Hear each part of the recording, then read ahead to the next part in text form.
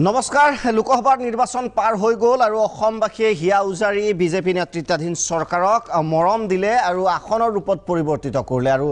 9খন আসন অসমৰ পৰা বিজেপিয়ে নিজস্বভাৱে এককভাৱে তেওঁলোকে লাভ কৰিলে অৰ্থাৎ সম্পূৰ্ণৰূপে ঢালিবাকি মৰম দিলে অসমৰ ৰাইজে কিন্তু বিনিময়ত প্ৰথমটো উপহাৰ বুলি ক'লেও ভুল নহ'ব মোদী চৰকাৰৰ তৰফৰ পৰা আহিছে আৰু সেই উপহাৰটো ইয়াত লিপিবদ্ধ আছে কি এই উপহাৰ আপোনালোকে কামিং আপত ইতিমধ্যে গম পাইছে তথাপি মই পঢ়ি শুনাম আপোনালোকক কি এই উপহাৰ প্ৰথমতে স্বাগতম জনাইছো দা বাৰ্নিং টপিকলে মই দীপক শৰ্মাই ইয়াতে কাগজ কল দুটা বিশেষকৈ নগাঁও কাগজ কল আৰু কাছাৰ কাগজ কল যি দুটা কাগজ কল আছে সেই দুটা পুনৰুজ্জীৱিত কৰাৰ ক্ষেত্ৰত বিভিন্ন সময়ত প্ৰতিশ্ৰুতি প্ৰদান কৰি আছিল আগত কংগ্ৰেছ চৰকাৰেও প্ৰতিশ্ৰুতি প্ৰদান কৰি আহিছিল এতিয়া বিজেপি চৰকাৰেও বহুবাৰ প্ৰতিশ্ৰুতি প্ৰদান কৰিছে কিন্তু নিৰ্বাচনৰ পিছত কি দেখা গ'ল আৰু শেহতীয়াভাৱে আমি যদি চাওঁ অসমৰ সাংসদসকলৰ তাত তৎপৰতাও আছিল যে তৎপৰ হৈছিল তেওঁলোকে কাগজ কল পুনৰুজ্জীৱিত কৰাৰ ক্ষেত্ৰত নৱনিৰ্বাচিত মন্ত্ৰী আমি যদি চাওঁ ৰামেশ্বৰ তেলী তেখেতেও বিশেষভাৱে উদ্যোগৰ কথা কৈছিল কিন্তু সকলো যেন ফুটুকাৰ ফেন ৰাজ্যসভাত ৰিপুন বৰা কংগ্ৰেছ সভাপতি ৰিপুন বৰা এটা প্ৰশ্নৰ উত্তৰত ইতিমধ্যে এই উপহাৰ ঘোষণা কৰা হৈছে আৰু মোৰ এই যিটো মোৰ হাতত প্ৰতিলিপি আছে সেই উত্তৰৰ আৰু Shri Ripun Bora question number 199 revival of closed PSUs public sector যিটো আণ্ডাৰটেকিংছ আছে এইখিনিৰ ক্ষেত্ৰত কোৱা হৈছে আৰু এতিয়া প্ৰায় নিশ্চিত যে কাগজ কল দুখন পুনৰুজ্জীৱিত নহয় আৰু সেই দুটা একেবাৰে মৃত ঘোষণা কৰা হৈছে সৰু এটা শাৰী শেষত মই প্ৰশ্ন যিটো সোধা হৈছিল প্ৰশ্নটো মই আপোনালোকক পঢ়ি দিছোঁ মই আকৌ কৈছোঁ পোনপটীয়া ৰাজ্যসভাত যিটো উত্তৰ দাখিল কৰা হৈছে উত্তৰটো মোৰ হাতত আছে প্ৰশ্নটো যিটো সোধা হৈছিল কাগজ কল দুটা সন্দৰ্ভত যেতিয়া the steps taken by government or propose to be taken to revive এভভ মেনশ্যনড টু PSUs কি গভৰ্ণমেণ্টৰ তৰফৰ পৰা কি ইনিচিয়েটিভ লোৱা হৈছিল সেইটো প্ৰশ্নৰ উত্তৰ বিচৰা হৈছিল কিন্তু বিশেষ সেই স্পষ্টভাৱে বা পৰোক্ষভাৱে প্ৰত্যক্ষভাৱে কোনো ধৰণৰ উত্তৰ ইয়াত দিয়া হোৱা নাই বিশেষকৈ এই প্ৰশ্নটোৰ বাকী লিকুইডেশ্যনৰ কথা কোৱা হৈছে আৰু ঢেৰ কিবা কিবি কোৱা হৈছে কিন্তু সেই প্ৰশ্নটোৰ উত্তৰ কোনো ধৰণৰ দিয়া হোৱা নাই গতিকে এইটো উপহাৰ বুলি ক'ব লাগিব কেইবাগৰাকী অতিথি আছে এই বিষয়ে পাতিম তেওঁলোকে মতামত আৰু প্ৰতিক্ৰিয়া প্ৰকাশ কৰিব যে আচলতে এই সমগ্ৰ ঘটনা প্ৰবাহে কেনে ইংগিত কৰিছে বিশিষ্ট সাংবাদিক অদীপ কুমাৰ ফুকন ডাঙৰীয়া আছে স্বাগতম জনাইছোঁ ফুকন ডাঙৰীয়া বিজেপি বিধায়ক ডক্টৰ নুমল মমিন ডাঙৰীয়া আছে স্বাগতম জনাইছোঁ মমিন ডাঙৰীয়া অধিবক্তা মইজুদ্দিন আহমেদ ডাঙৰীয়া আছে আমাৰ ষ্টুডিঅ'ত মাহমুদ ডাঙৰীয়া স্বাগতম জনাইছোঁ আৰু জাগিৰ ৰোডৰ পৰা পোনপটীয়া সম্প্ৰচাৰত তুলসী মান্তা থাকিব আৰু বৰাকৰ কাগজ কল সম্পৰ্কে বৰাকৰ ৰাইজৰ প্ৰতিক্ৰিয়াও আপোনালোকক দেখুৱাম এই মুহূৰ্তত কিন্তু প্ৰথমতে মই অদীপ কুমাৰ ফুকন ডাঙৰীয়া আপোনাৰ ওচৰলৈ আহিব বিচাৰিছোঁ এটা উপহাৰ বুলি ক'লেও ভুল নহ'ব মানে প্ৰতিদান বুলি ক'লেও ভুল নহ'ব 9খন আসন হিয়া উজাৰি অসমবাসীয়ে ভোটদান দিলে আৰু তাৰ বিনিময়ত উত্তৰটো আহিল কিন্তু ইয়াৰ পূৰ্বে এটা কথা মই আপোনাক ক'ব বিচাৰিছোঁ যে বিভিন্ন সময়ত অসমৰ সাংসদসকলে বাৰে বাৰে কৈছে যে আমি লগ ধৰি আছোঁ মন্ত্ৰীক কথা পাতি আছোঁ কিন্তু শেহতীয়াভাৱে এই উত্তৰটোই যি কুৱেশ্চন নম্বৰ 199 ৰিপুন বৰাৰ যিটো প্ৰশ্ন আছে সেই প্ৰশ্নটো কিন্তু প্ৰায় নহয় একেবাৰে ক্লোজ ডাউন বুলি কৈ দিলে আৰু অদীপ ফুকন ডাঙৰীয়া অতি গুৰুত্বপূৰ্ণ বিষয় এই দুটা বৃহৎ উদ্যোগ অসমৰ দুটা অন্যতম বৃহৎ উদ্যোগ অন্য উদ্যোগ আমাৰ খুব কমেই জাগিৰোড পেপাৰ মিল আৰু 5 গ্ৰাম পেপাৰ মিল কাছাৰৰ এই দুইটা মুকলি কৰাৰ বাবে বিভিন্ন দাবী উত্থাপিত হৈছিল কাৰণ জাগিৰোড পেপাৰ মিলটো 2015 চনৰ 20 অক্টোবৰৰ পৰা ইতিমধ্যে বন্ধ হৈ আছে আৰু নগাঁৱৰ জাগিৰোড পেপাৰ মিল বিশেষকৈ 2017 চনত 13 মাৰ্চৰ পৰা বন্ধ হৈ আছে কাছাৰটো অক্টোবৰৰ 2015 এই দুইটা মুকলি কৰিবৰ কাৰণে বহুলানি আলোচনা হ'ল বহু প্ৰতিবাদ হ'ল দুইটা ইউনিয়নে বহুত প্ৰতিবাদ কৰিলে মুকলি কৰিবৰ কাৰণে পুনৰুজ্জীৱিত কৰিবৰ কাৰণে কিন্তু দেখা গ'ল বিভিন্ন ধৰণৰ প্ৰতিশ্ৰুতি দিছিল অসম চৰকাৰৰ বিশেষকৈ নতুন চৰকাৰ গঠন হোৱাৰ পিছত মিত্ৰজোঁটৰ চৰকাৰ হোৱাৰ পিছত ইণ্ডাষ্ট্ৰী মিনিষ্টাৰ চন্দ্ৰমোহন পাটোৱাৰীয়ে সদনতো কৈছিল যে 1900 কোটি টকা লাগিব পুনৰুজ্জীৱিতকৰণ কৰিবৰ কাৰণে আমি গোটেই ব্যৱস্থা ইতিমধ্যে লৈছোঁ খালি এটা কেছ আছে এই কেছটো ৰাষ্ট্ৰীয় কোম্পানী আইন ন্যায়াধিকৰণত এটা কেছ আছে কেছটো যদি নাথাকে আমি ইণ্ডাষ্ট্ৰীটো আমি তাৎক্ষণিক আমি আৰম্ভ কৰিব পাৰিম কিন্তু দেখা গ'ল যে গোটেই প্ৰক্ৰিয়াবিলাক বিভিন্ন বক্তব্যবিলাক লাহে লাহে এনেকুৱা ধৰণৰ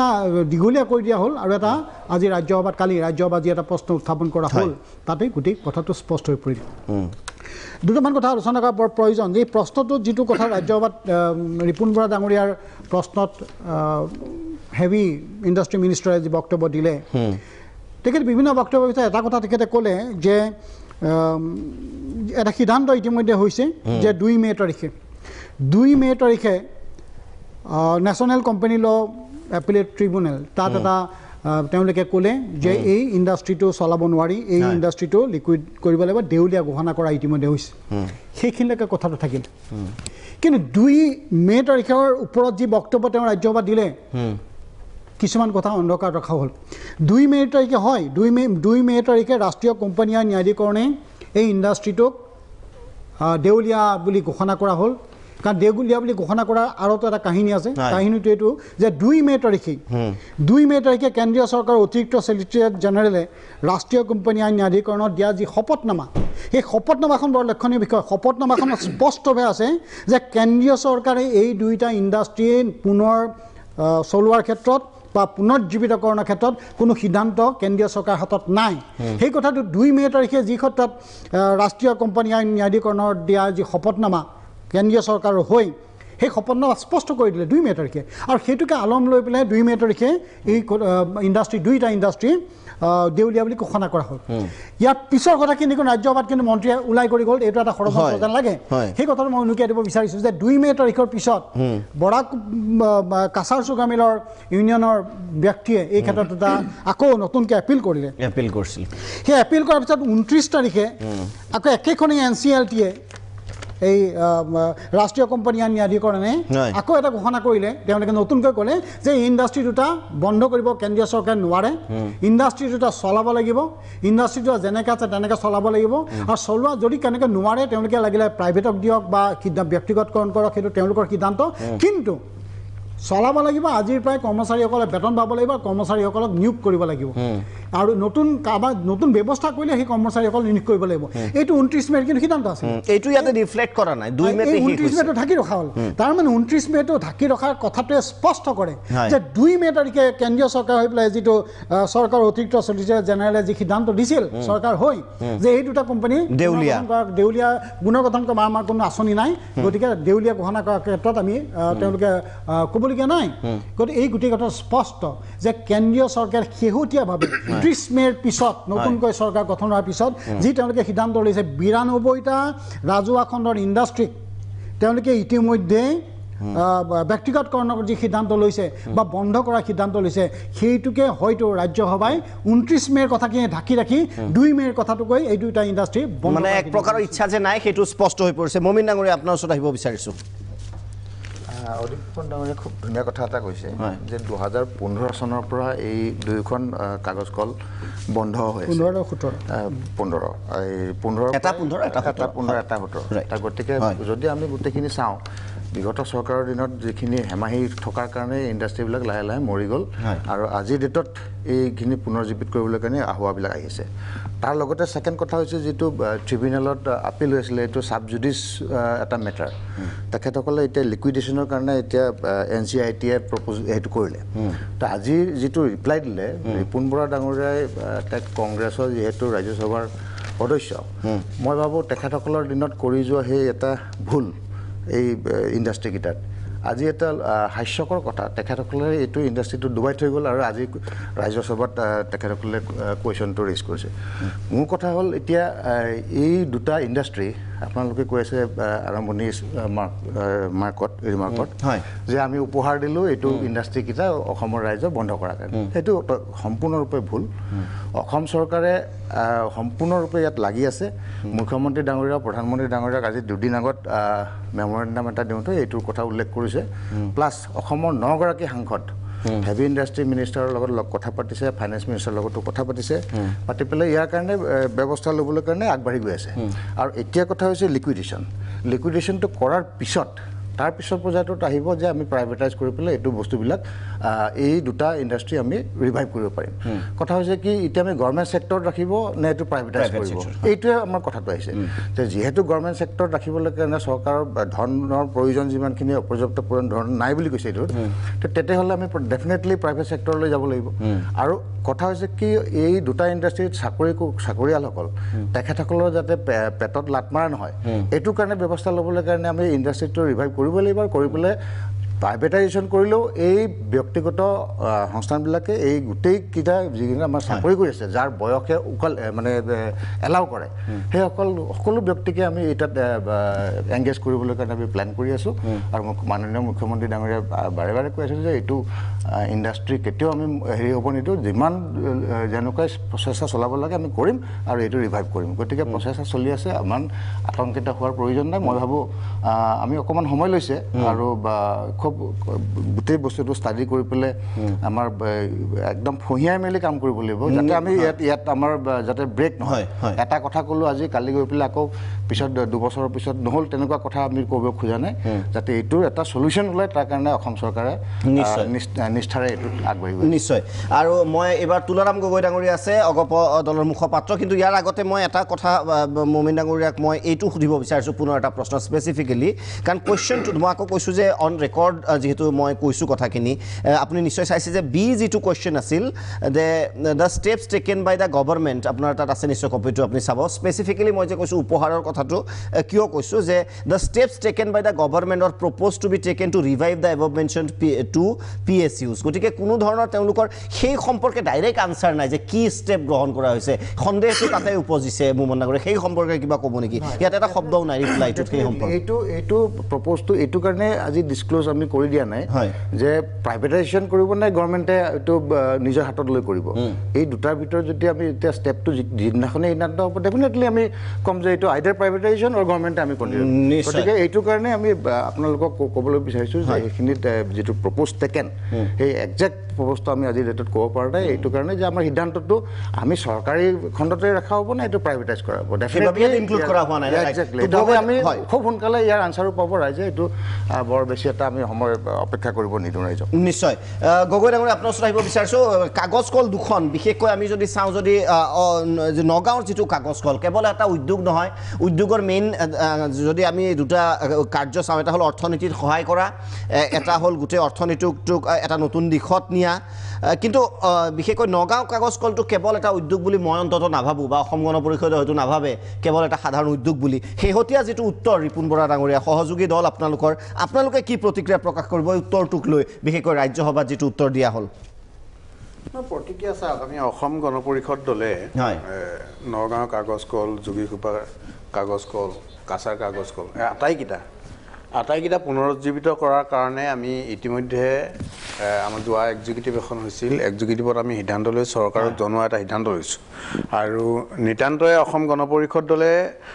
আজি কেইদিনমানৰ আগতে ভাৰতীয় জনতা পাৰ্টীৰ ৰাষ্ট্ৰীয় সভাপতিক লগ পাওঁতে এই বিষয়টো উত্থাপন কৰিছে আৰু অসম চৰকাৰৰ লগতে যিহেতু আমি অংশীদাৰী দল আমি নাভাবোঁ মুখ্যমন্ত্ৰীৰ লগতো পতা বুলি আমাৰ সভাপতি মহোদয়ে কৈছে এই বিষয়ে আৰু আমি নাভাবোঁ অসম চৰকাৰ বা ভাৰত চৰকাৰে এই কাগজ কলকেইটা পুনৰুজ্জীৱিত কৰাৰ লগতে কথা মেইন কথাটো হ'ল তাৰ পৰা এটা ইকনমিক এটা চ'ৰ্চ আছিল এটা এমপ্লয়মেণ্ট জেনেৰেশ্যন আছিল আৰু তাত বহুত অসমৰ খিলঞ্জীয়া মানুহ তাত জড়িত আছে তাত এমপ্লয়ী আছিল যিসকলৰ এতিয়া ঘৰৰ আৰ্থিক অৱস্থা সাংঘাতিক বেয়া এই কথাটো কেৱল আমি সাধাৰণ এজন মানুহ হিচাপে দৃষ্টিগোচৰ হৈছোঁ চৰকাৰ হোৱা নাই এনে কথা কেতিয়াও নহয় মুখ্যমন্ত্ৰী মহোদয় আমাৰ আশা আছে বিশ্বাস আছে মুখ্যমন্ত্ৰী মহোদয় নিশ্চয় এই বিষয়ে ব্যৱস্থা ল'ব আৰু ভাৰত চৰকাৰৰ গুৰু উদ্যোগ মন্ত্ৰীৰ লগত এই বিষয়ে পাতি নিশ্চয় ইয়াৰ পুনৰুজ্জীৱিত কৰাৰ কাৰণে এটা সিদ্ধান্ত ল'ব অসম গণ পৰিষদ দলে আমি সিদ্ধান্ত লৈ ৰাখিছোঁ ইয়াৰ আগত আমি আৰু যিসকল তাত কৰ্মচাৰী আজি অৱস্থা অতিশয় দুখ লগা মানে অতিশয় বেয়া হৈ আছে তেওঁলোকৰ প্ৰতি আমি সমবেদনা জ্ঞাপন কৰিছোঁ তেওঁলোকৰ লগত আমি নিশ্চয় আমি খাৰা হৈছোঁ আৰু চৰকাৰে আমাৰ বিশ্বাস আছে চৰকাৰে এই বিষয়ে নিশ্চয় এটা নিশ্চয় আপুনি আশা কৰিছে বিশেষকৈ অসম গণ পৰিষদ কিন্তু মই এইখিনিতে কওঁ যে যিটো উত্তৰ দিয়া আছে তাত যে আশাত যে চেঁচা পানী পৰি গ'ল সেইটো খাটাং মানে মই কুৱেশ্যন আনচাৰ অন ৰেকৰ্ডত যিহেতু কৈছোঁ আৰু এই আনচাৰটো আকৌ হৈছে শ্ৰী অৰবিন্দ গণপত সাৱন্তে আৰু মই ইতিমধ্যে আৰু মই ৰিপিট কৰি নাথাকোঁ গোটেই কথাটো ইয়াত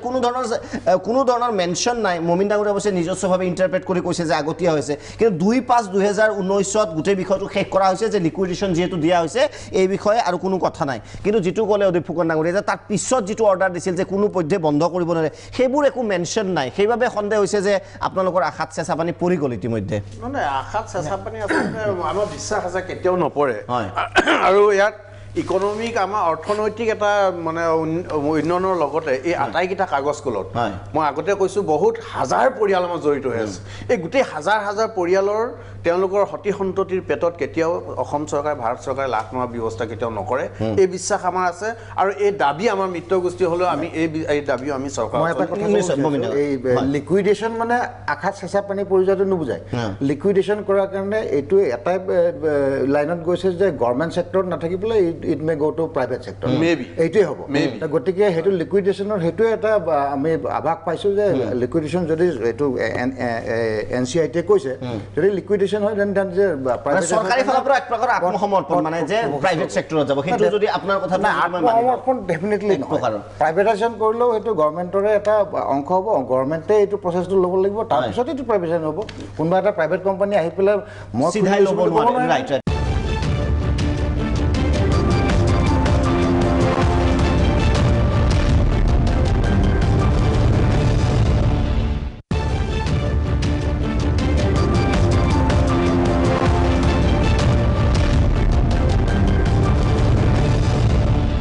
মামুদ ডাঙৰীয়া আপোনাৰ ওচৰত বিচাৰিছোঁ মিষ্টাৰ শৰ্মা কথা হ'ল যে অসমৰ যিবিলাক ইণ্ডাষ্ট্ৰী আছে আমাৰ বৰ্তমান নগাঁও পেপাৰ মিল জাগিৰোড তাৰপিছত কাছাৰ পেপাৰ মিল যিটো 5 গ্ৰামত আছে এই কথাটোৰ লগত মই আৰু 2-3টামান কথা সংযোজন কৰিছোঁ এইটো আছিলে ধুবুৰীৰ মেছ ফেক্টৰী আছিলে সেইটো আজি 20-22 বছৰৰ পৰা বন্ধ হৈ আছে অশোক পেপাৰ মিল যোগীঘোপা সেইটো বা 20-22 বছৰ ধৰি বন্ধ হৈ আছে গোৱাগাছা পেপাৰ মিল ৰাষ্ট্ৰপতি ফখৰুদ্দিন আলী আহমেদে উদ্ঘাটন ইনাগুৰেশ্যন কৰিছিলে সেইটো বন্ধ হৈ আছে Ramnath Kovind president of India তেখেতে নৱেম্বৰ 2017ত বৰাক নমামী ব্ৰহ্মপুত্ৰ ভেলীত যিটো ফেষ্টিভেল আছিলে তাত কৈছিলে যে অসমৰ যিবিলাক শিক ইণ্ডাষ্ট্ৰী আছে আমি ৰিভাইভ কৰিম ৰাষ্ট্ৰপতিৰ কথা এইটো আৰু আমাৰ প্ৰধানমন্ত্ৰী ডাঙৰীয়াই যোৱা মাৰ্চ 2016ত কৈছিলে এই আপোনাৰ 5 গ্ৰামত মিটিঙত কৈছিলে যে অসমত যিবিলাক বন্ধ হোৱা ইণ্ডাষ্ট্ৰী আছে কংগ্ৰেছ চৰকাৰৰ দিনত বন্ধ হৈ আছে আমি এইবিলাক ৰিভাইভ কৰিম কিন্তু আজি দুখৰ বিষয় তেখেতে যোৱা 5 বছৰ ৰাজত্ব কৰিলে এজ প্ৰাইম মিনিষ্টাৰ এইবাৰতো অসমৰ ৰাইজে তেওঁক বিপুল পৰিমাণে ভোট জয়ী কৰিলে কিন্তু তাৰপিছত আজিলৈ অসমৰ মানুহে কোনো ভাল সংবাদ পোৱা নাই বৰঞ্চ এতিয়া ডাঙৰ এটা প্ৰব্লেম হৈছে চাওক প্ৰত্যেকটো ইণ্ডাষ্ট্ৰীৰ লগত যেটো জাগিৰোড পেপাৰ মিল আছে বা 5 গ্ৰাম পেপাৰ মিল আছে কাছাৰ 1000ৰ পৰা 1200 কৰি কৰ্মচাৰী থাকে তাত এজন কৰি কৰ্মচাৰী যদি ঘৰত 5জন পৰিয়াল থাকে তেনেহলে আপনি চাওক 5ৰ পৰা 6000 মানুহ লগে লগে নিশ্চয় অৱস্থা যথেষ্ট শোচনীয় হৈ হয় তাৰ বাহিৰে তাৰ লগত জড়িত সৰু সুৰা ঠেলাৱালা ৰিক্সাৱালা পানৱালা দোকানদাৰ এইবিলাক মানুহৰ জীৱিকাৰ যেটো ইনডাইৰেক্ট এমপ্লয়মেন্ট যেটো সাংঘাতিকভাৱে অসমৰ মানুহৰ যেটো জীৱিকা নিৰ্বাহত এফেক্টেড হ'ব আৰু আমাৰ এজিপি ডাঙৰীয়া এবিজিপি দলৰ বা আমাৰ বিজেপি দলৰ নেতা দুজনে যি দুটা কথা কৈছে যে বন্ধ হোৱা নহয় এইবিলাক তেওঁলোকে নিচুকনি গীত গোৱাৰ নিচিনা লাগিছে কাৰণ মমিন ডাঙৰীয়া মই আহিম আপোনাক সুবিধা দিম কিন্তু এই মুহূৰ্তত আমি ৰিপুন বৰা ডাঙৰীয়া কি মন্তব্য কৰিছিলে উত্তৰৰ পিছত এই কাগজ কল সম্পৰ্কে আৰু যিহেতু প্ৰশ্নটো তেখেতৰ আছিল মই আকৌ কৈছোঁ প্ৰশ্নটো ৰিপুন বৰা ডাঙৰীয়াৰ তৰফৰ পৰা উত্থাপন কৰা হৈছিল আমি প্ৰশ্নটো উত্তৰত কি কৈছিল সেইটো আমি দেখুৱাব বিচাৰিছোঁ সংবাদ মাধ্যমৰ আগত প্ৰাগ নিউজৰ আগত সেইটোৱে মানে গভৰ্ণমেণ্টে গোটেই বস্তুটো লুকুৱাই ৰাখিছে মিছলিড কৰিছে যে যদিও 2 মে তাৰিখে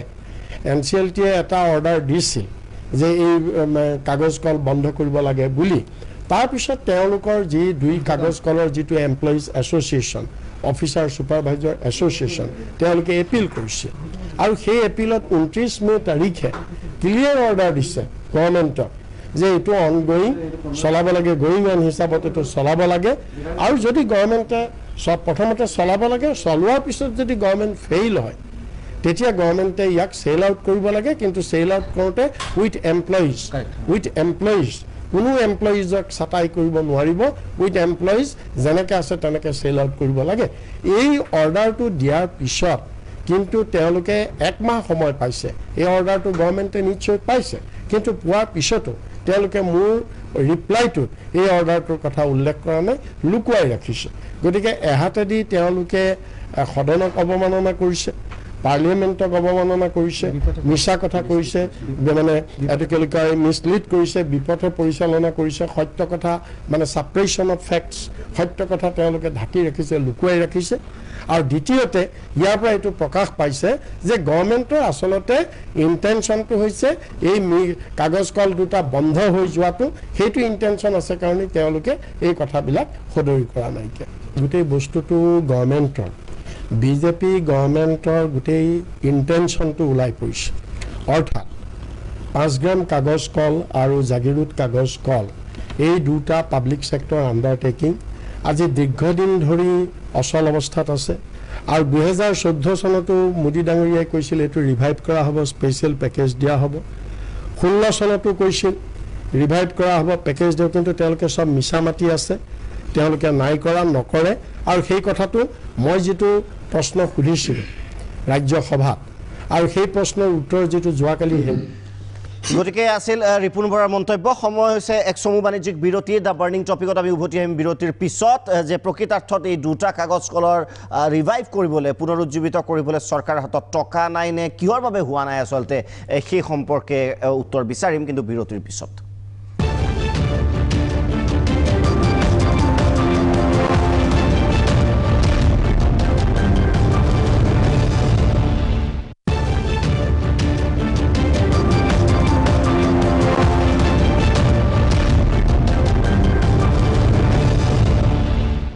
আৰু বাৰে বাৰে যেহেতু প্ৰতিশ্ৰুতি দি অহা হৈছিল, কিন্তু শেহতীয়াভাৱে আমি যদি চাওঁ প্ৰায় গভৰ্ণমেণ্ট ছেক্টৰৰ পৰা প্ৰাইভেট ছেক্টৰলৈ যাবলৈ উদ্যত হৈছে। আৰু এই প্ৰশ্নৰ উত্তৰত মই কৈছোঁ যে আৰু প্ৰশ্নৰ উত্তৰটো যিহেতু আধৰুৱাকৈ দিয়া হৈছে, তাতেও বহুত প্ৰশ্নচিহ্ন উত্থাপন হৈছে। আমি জাগিৰোডলৈ যাব বিচাৰিছোঁ, তুলসী মান্তা আছে আমাৰ সাংবাদিক। আৰু জাগিৰোড কাগজ কলৰ কৰ্মচাৰীসকলে যথেষ্ট দুৰ্বিষহ জীৱন তেওঁলোকে পাৰ কৰিছে, আমি সকলোৱে জানো। এই মুহূৰ্তত আমি তুলসী মান্তাৰ ওচৰলৈ যাব বিচাৰিছোঁ। তুলসী, আপোনাৰ ওচৰত আহিব বিচাৰিছোঁ। তাতে যিসকল কৰ্মচাৰী আছে, সাধাৰণ ৰাইজ আছে, দল সংগঠন আছে, তেওঁলোকে কি কয় এই মুহূৰ্তত এই প্ৰশ্নৰ উত্তৰ পোৱাৰ পিছত ৰাজ্যসভাত? তুলসী মান্তা। হয় দীপক, নিশ্চয়কৈ ক'ব লাগিব এতিয়া যে নগাঁও কাগজ কল কেতিয়া পুনৰুজ্জীৱিত কৰা হ'ব। কেন্দ্ৰীয় চৰকাৰ আৰু ৰাজ্য চৰকাৰে বিগত বহুদিন ধৰি তেওঁলোকে প্ৰতিশ্ৰুতিৰ ওপৰত প্ৰতিশ্ৰুতি দি আহিছে, কিন্তু আজিলৈ সেই নগাঁও কাগজ কল পুনৰুজ্জীৱিত কৰাৰ ক্ষেত্ৰত তেওঁলোকে ব্যৰ্থ হৈছে। আৰু তেওঁলোকে 28 মাহে তেওঁলোকে দৰমহাৰ পৰাও বঞ্চিত হৈ আছে, আৰু বিভিন্ন সময়ত তেওঁলোকৰ ল'ৰা ছোৱালী শিক্ষাৰ ক্ষেত্ৰতো বিভিন্ন ধৰণৰ সমস্যাৰ সন্মুখীন হোৱাৰ লগতে বহুজনে ইয়াৰ যি মিলৰ কৰ্মচাৰী আছিলে, এই মিলৰ কৰ্মচাৰীয়ে আত্মহত্যা কৰিছে। আৰু শেহতীয়াকৈ যি কংগ্ৰেছৰ যি সাংসদ যি ৰিপুণ বৰাই যি ৰাজ্যসভাৰ যি নগাঁও আৰু কাছাৰ কাগজ কল যি পুনৰুজ্জীৱিত কৰাৰ সন্দৰ্ভত যি প্ৰশ্নৰ উত্থাপন কৰিছিল, তাত যি কেন্দ্ৰীয় গুৰু উদ্যোগ মন্ত্ৰীয়ে যে এইটো কোনো পক্ষে সম্ভৱ নহয় বুলি কোৱাৰ পিছতে এতিয়া প্ৰতিক্ৰিয়াৰ সৃষ্টি হৈছে নগাঁও কাগজ কল কৰ্মচাৰীৰ মাজত। আমি কৰ্মচাৰী এজনলৈ আহিছোঁ, আমি তেখেতৰ পৰা জানিব বিচাৰিম যে নগাঁও কাগজ কলটোৰ অৱস্থা আচলতে কি হ'ব, বা ৰিপুণ বৰাই যি ৰাজ্যসভাত প্ৰশ্ন কৰিছিলে তাৰ উত্তৰত যি কেন্দ্ৰীয় গুৰু উদ্যোগ মন্ত্ৰীয়ে যে এই কোনো পধ্যেই সম্ভৱ নহয় এই মিলটো পুনৰুজ্জীৱিত কৰাৰ ক্ষেত্ৰত, আপুনি কি ক'ব? এইটো আমাৰ নৱনিৰ্বাচিত কংগ্ৰেছৰ MP মহোদয়ে যিটো কুৱেশ্যন কৰিছিলে, সেই কুৱেশ্যনটোৰ ওপৰত গুৰু উদ্যোগ মন্ত্ৰী হেভি মিনিষ্টাৰে যিটো কথা কৈছে, কিন্তু তাৰ আগত এটা কথা ক'ব লগা আছে। NCLT বুলি এটা কোৰ্ট আছে, নেশ্যনেল কোম্পানী ল', তেওঁলোকে ফাৰ্ষ্ট টাইম এই বন্ধ কৰাৰ কাৰণে কোৱাত তাৰপিছত আকৌ ৰিএপিল কৰা হৈছিল। ৰিএপিলত কিন্তু বন্ধ কৰাৰ কথাটো উঠাই লোৱা নাছিল যদিও, তাত কিন্তু যিখিনি পাৰ্মানেণ্ট এমপ্লয় হওক বা আন এমপ্লয় হওক, তেওঁলোকক অতি শীঘ্ৰে মানে য'ত য'ত আছে আনি লৈ বস্তুটো কৈছিল যে মিলটো চলোৱাৰ কথা। আৰু যদিও কিবা কাৰণত বিকিব কৰিব লাগে, মিলটো চলাই লৈহে বিকিব লাগিব। ঠিক তেনেদৰে বস্তুটো অৰ্ডাৰটো হৈছিল। কিন্তু আজি নতুনকৈ আকৌ শুনা পালোঁ নিউজত, আমিতো ডেইলি নাথাকোঁ, নিউজতহে গম পাওঁ। গতিকে এইটো বস্তু হ'ব নালাগে, দুৰ্ভগীয়া হ'ব নালাগে। ভাৰত চৰকাৰে আজি মাননীয় অসমৰ মুখ্যমন্ত্ৰী মহোদয়ে বাৰে বাৰে আমাৰ অসমৰ মানুহবোৰক কৈ আহিছে, তেওঁ দিল্লীৰ পৰা আলোচনা কৰিয়ে কয়, তেওঁ প্ৰধানমন্ত্ৰীৰ লগত আলোচনা কৰিছে বানপানীৰ ওপৰত বা পেপাৰ মিলৰ ওপৰত। সেই সময়ত মুখ্যমন্ত্ৰী মহোদয়ে দিল্লীৰ পৰা যিখিনি কথা কৈছিল, অতি সুখৰ কথা, আমাৰ ভাল লাগিছিল। আৰু আমাৰ বিশ্বাস আছে ভাৰত চৰকাৰে এই মিলটো চলাব। কাৰণ কিয়নো অসমৰ যিসকল সংসদ গৈছে বৰ্তমান, আমাৰ মাননীয় মন্ত্ৰী তেলী মহোদয় যিভাৱে লাগিছে, তেওঁ ফাৰ্ষ্টৰ দিনৰ পৰা লাগি আছে। আৰু এইটো সময়ত এনেকুৱা এটা নিউজ অহাটো মানে ভাল মানে দুৰ্ভাগ্য বুলি ক'ব লাগিব, দুৰ্ভাগ্যজনক বুলি ক'ব লাগিব, কিয়নো এইটো হ'ব নালাগে। আৰু এই হ'ল এছিয়াৰ সৰ্ববৃহৎ দ্বিতীয় প্ৰতিষ্ঠান আৰু অসম তথা নৰ্থ ইষ্টত এনেকুৱা উদ্যোগ নাই। আজি কাৰ্বি আংলঙৰ মানুহৰ অৱস্থা চাওক, আগত ঈদ বাঁহ দি খাইছিল, আজি কাৰ্বি আংলঙৰ মানুহে এডাল বাঁহত 2 টকা 3 টকাত বিক্ৰী কৰিব লগা হৈছে, তাকো নিজে কাটি। আগত কণ্ট্ৰেক্টৰে ঠিকা দিছিলে, পেপাৰ মিলে কিনিছিলে, তেওঁলোকে পইচা লৈছিলে, কিন্তু আজি এনেকুৱা অৱস্থা, বাঁহ শুকাই গৈছে। গতিকে আমি নগাঁও কাগজ কলৰ কণ্ট্ৰেকচুৱেল শ্ৰমিক সন্থাৰ তৰফৰ পৰা আমি অনুৰোধ কৰোঁ ভাৰত চৰকাৰ তথা অসম চৰকাৰক, এনেকুৱা যাতে নিউজ আৰু নহাৰ ব্যৱস্থা এটা কৰক। আৰু এই শ্ৰমিক কৰ্মচাৰীৰ যিবিলাক টকা পাব লগা আছে কিছু পৰিমাণে হ'লেও অতি শীঘ্ৰে মানে তেওঁলোকে মুকলি কৰি দিয়ক, কিয়নো এতিয়া এডুকেশ্যনৰ নতুন ছেশ্যন আহিছে, মানুহৰ কি অৱস্থা, আজি 27 মাহ 28 মাহ চেলাৰী পোৱা নাই। গতিকে তেওঁলোকে ভালকৈ চিন্তাধাৰা কৰি কম সময়ৰ ভিতৰত মজুৰিসমূহ ৰিলিজ কৰাৰ বাবে আমি ভাৰত তথা অসম চৰকাৰক অনুৰোধ জনাইছোঁ। ধন্যবাদ। হয়, বিভিন্ন সময়ত কেন্দ্ৰীয় আৰু ৰাজ্য চৰকাৰে এই নগাঁও কাগজ কল কৰ্মীসকলৰ ওপৰত লৈ হেতালি খেলি থকা পৰিলক্ষিত হৈছে। আৰু আজিলৈ এই যি নগাঁও কাগজ কল আছিল, এই নগাঁও কাগজ কল কিন্তু পুনৰুজ্জীৱিত কৰা নহ'ল। এটাৰ পিছত এটা আনটো কিন্তু কেৱল খবৰহে তেওঁলোকে লাভ কৰি আহিছে, কিন্তু কোনো ধৰণৰ তেওঁলোকে দৰমহা বা তেনেধৰণৰ কোনো ধৰণৰ লাভ কৰিবলৈ সক্ষম হোৱা নাই বা পুনৰুজ্জীৱিত কৰাৰ ক্ষেত্ৰত কোনো ধৰণৰ গুৰুত্ব আৰোপ কৰা নাই কেন্দ্ৰীয় আৰু ৰাজ্য চৰকাৰ। আমি এগৰাকী মহিলা আছে, আমি মহিলাগৰাকীৰ পৰা আমি জানিব বিচাৰিম আপোনালোকৰ আপুনি এই ক্ষেত্ৰত কি ক'ব যে নগাঁও কাগজ কল আজিলৈ পুনৰুজ্জীৱিত মানে কৰা নহ'ল? আমিতো চৰকাৰৰ ওচৰত সদায় অনুৰোধ কৰিয়ে আহিছোঁ। আমি আৰু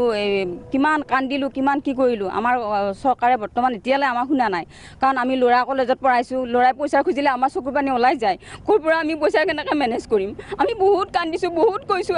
আমাৰ ইয়াতে 3টা আত্মহত্যা কৰিলে, 50 জনৰ অকাল মৃত্যু হ'ল, তেওঁ আমাক চৰকাৰে বৰ্তমানলৈকে এতিয়া দৰমহাটো এৰি দিয়া নাই। আৰু আজি ৰাতিপুৱা যিটো বাতৰি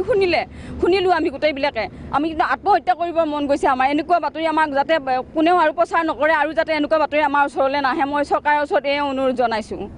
হয়, নিশ্চয়কৈ তেওঁলোকে এতিয়া হতাশাত ভুগিছে, কাৰণ এই যি নগাঁও কাগজ কলৰ যি দুৰ্দশা, তেওঁলোকৰ যি কৰ্মচাৰী কোনো ধৰণৰ কোলাই পাচি নধৰা হৈছে। আন এগৰাকী কৰ্মচাৰী আছে, আমি তেখেতৰ সৈতে কথা পাতিবলৈ চেষ্টা কৰিম। নগাঁও কাগজ কলটো আজিলৈ কিন্তু পুনৰুজ্জীৱিত কৰা নহ'ল, আপোনালোকৰ কোনো ধৰণৰ দৰমহাৰ ব্যৱস্থা কৰা নহ'ল, কি ক'ব?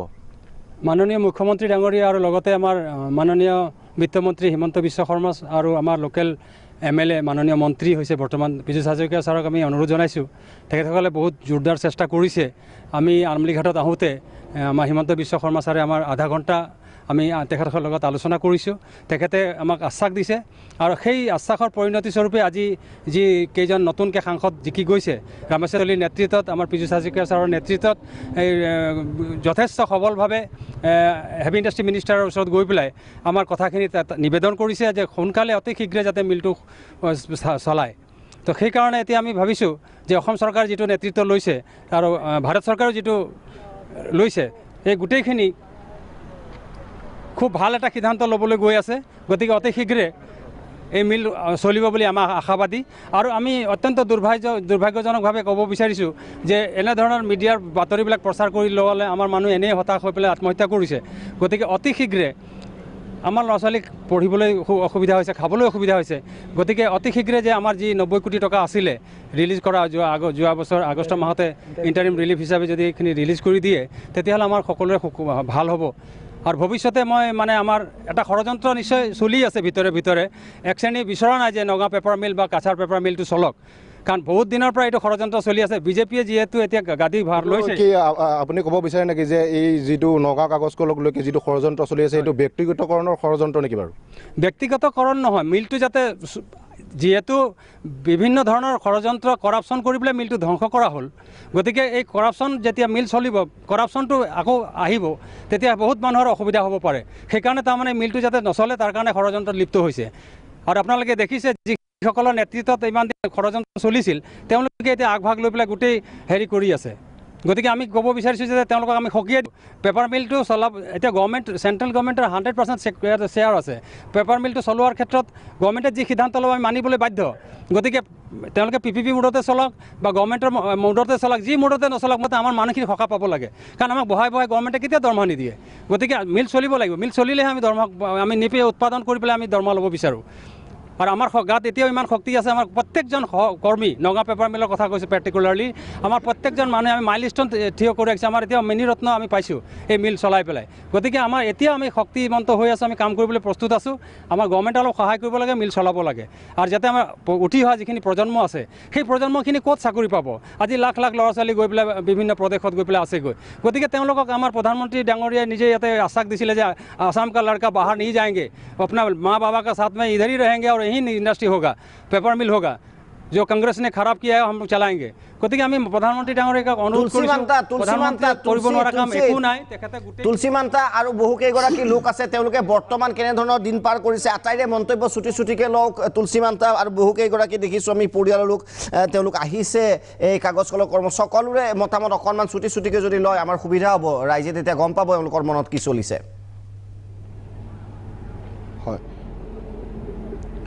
হয় আমি আন এগৰাকী কৰ্মচাৰী আছে আমি তেখেতৰ পৰা জানিব বিচাৰিম যে এই নগাঁও কাগজ কলটো যি 28 মাহে আপোনালোকৰ বন্ধ হৈ আছে দৰমহাৰ পৰা আপোনালোকে বঞ্চিত হৈ আছে আপোনালোকে কেনেধৰণৰ অৱস্থাত এতিয়া চলিব লগা হৈছে বাৰু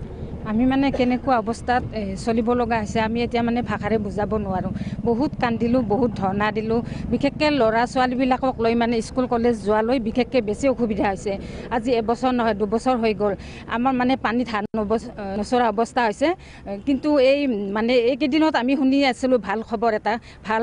হ'ব আমি চবে মানে আশা কৰি ৰৈ আছোঁ কিন্তু আজি যিটো আমি নিউজ পালোঁ নহয় সেই নিউজটোত নহয় আমাৰ এনেকুৱা লাগিছে ন মই নিজেই হাই প্ৰেছাৰৰ পেচেণ্ট এই মানুহজনীক ওচৰত মই গৈছোঁ গৈ পেলাই সুধিছোঁ এতিয়া কি হ'ব কি নহ'ব এই মানুহজনী কৈছে মোক বুজাইছে আপুনি অলপ ধৈৰ্য ধৰকচোন ইমান সেই নহ'ব আপুনি মোক এনেকৈ কৈছে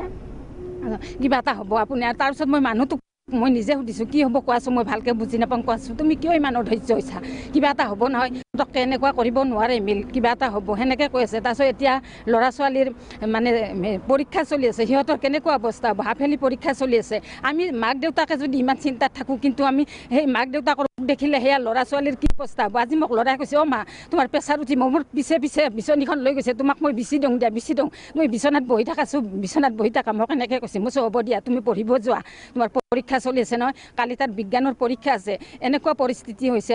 আমাক যেন এনেকুৱা মানে বাতৰি নিদিয়ে আমি মানে তাকে অনুৰোধ জনাইছোঁ আৰু যি আমাৰ মানে ইয়াৰ মন্ত্ৰীবিলাকে যিবিলাক আমাক ইমান ধুনীয়া আশ্বাসবিলাক দি আহিছে আমি মানে ভাল খবৰবিলাক পাই আমাৰ আনন্দ লাগি আছিল কিন্তু আজি আমাক যিটো খবৰ দিলে সেই খবৰটোৱে আমাক বহুত হতাশাত ভোগাইছে আৰু মানে কি কৰিম কি নকৰিম এনেকুৱা লাগিছে সেইকাৰণে যেন এনেকুৱা ভুৱা বাতৰি আমাক যেন নিদিয়ে আৰু যেন অতি সোনকালে এই পেপাৰ মিল দুটা চলাই আৰু যেন দায় দৰমহা দিয়াৰ ব্যৱস্থা কৰে মই তাকে অনুৰোধ জনাইছোঁ চৰকাৰৰ ওচৰত আচ্ছা নগাঁও কাগজ কলৰ যি এতিয়া দৰমহা নাই আপোনালোকৰ যি কেনেধৰণৰ অৱস্থা হৈছে বাৰু নগাঁও কাগজ কল কৰ্মচাৰীবিলাকৰ এতিয়াতো চবৰ চলিবলৈ দিগদাৰ হৈছে contract labour casual labour permanent employee অফিচাৰবিলাকে চবৰ 28 মাহৰ দৰমহা নাই চলিবৰ কাৰণে দিগদাৰ হৈছে চবেই এতিয়া মানে টেনশ্যনত আছে এতিয়া ৰিজাল্ট আহিছে ল'ৰা ছোৱালীৰ এডমিশ্যন দিব লাগে মানুহৰ হাতত পইচা নাই আৰু এনেকুৱা আমাৰ দৰমহাটো দিয়াই নাই আমাৰ PF-ত ইমান গণ্ডগোল কৰি ৰাখিছে কি আমি 20,000 টকা PF-ৰ পৰা বিচাৰিছিলোঁ আমাৰ নিজৰ জমা ধন তাৰ পৰাও 20,000 টকা আমাক দিব পৰা নাই 20,000 টকাৰ পালেও আমি নিজৰ মেডিচিনৰ ব্যৱস্থা কৰিব পাৰোঁ ল'ৰা ছোৱালীক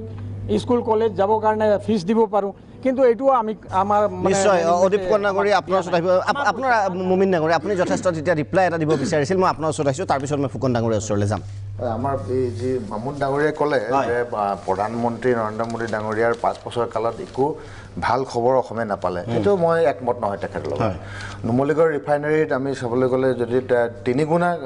কাৰ্যক্ষম বৃদ্ধি কৰিবলৈ কাৰণে তাত চেংচন দিয়া হৈছে তাত ইথানলৰ এটা ফেক্টৰীৰ কাৰণে পইচা দিয়া হৈছে আৰু এইটো কৰি পেলাই আমাৰ গোটেইখিনিত 40,000 কোটি টকা তাত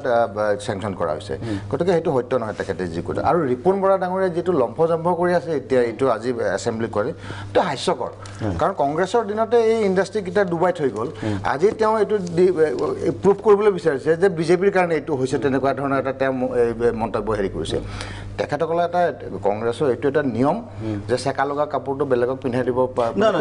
এটা বিষয় মই আপোনাক কংগ্ৰেছে ডুবাইছে তাত দ্বিমত নাই তাত দ্বিমত নাই কিন্তু সেইবাবে ৰাইজে কংগ্ৰেছকো ডুবাই দিছে গতিকে ইয়াৰ অৰ্থ এইটো নহয় যে বিজেপিয়ে ৰিভাইভ কৰিবলৈ কাম সন্মান কৰিছে ডেফিনেটলি ৰাইজৰ হয় কংগ্ৰেছকো ডুবাই দিলে অসমৰ ৰাইজে আৰু আমি এই ইণ্ডাষ্ট্ৰীকেইটা ৰিভাইভ কৰিবলৈ কাৰণে যিমান দূৰ চেষ্টা কৰোঁ আমাৰ অসম চৰকাৰে এইটো কৰিব আৰু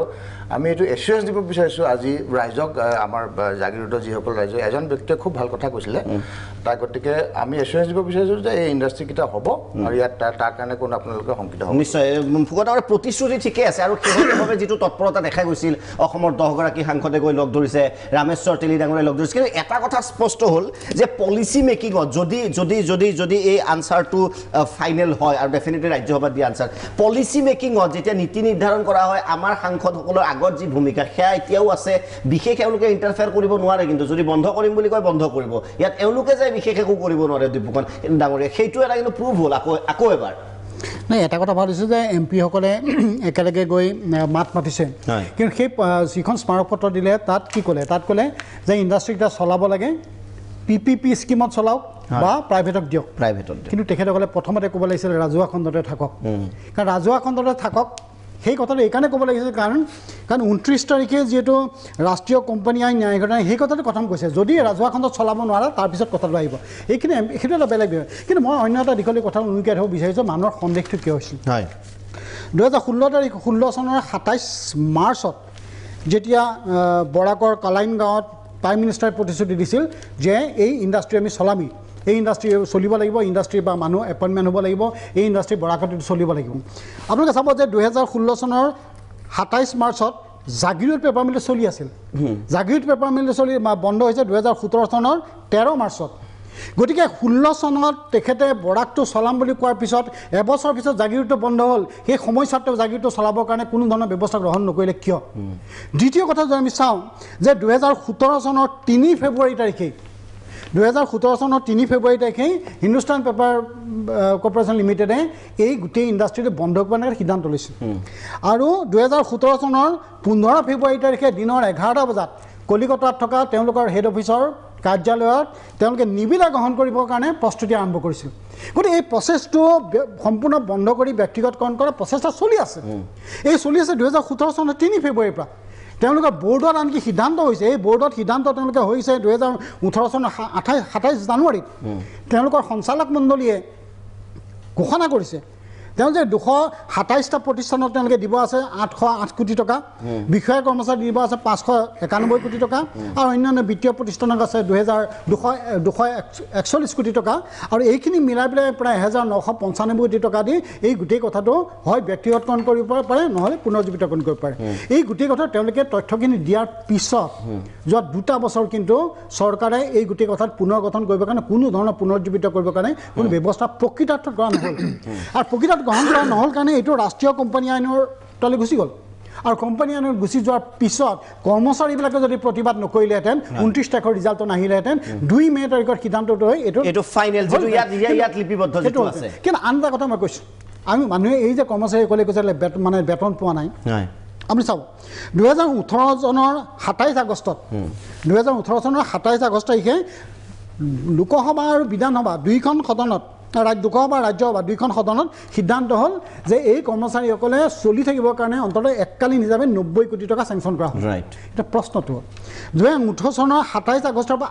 আজিৰ দিনটোলৈকে এই 90 কোটি টকা এই দুইটা মিলৰ কৰ্মচাৰীসকলক বেতনভাৱে দিয়া নহ'ল কিয় কাৰণ এই 90 কোটি তেওঁলোকক দিয়া নহ'ল 90 কোটি টকা ডাইভাৰ্ট কৰিলে দুইখন সদনে এই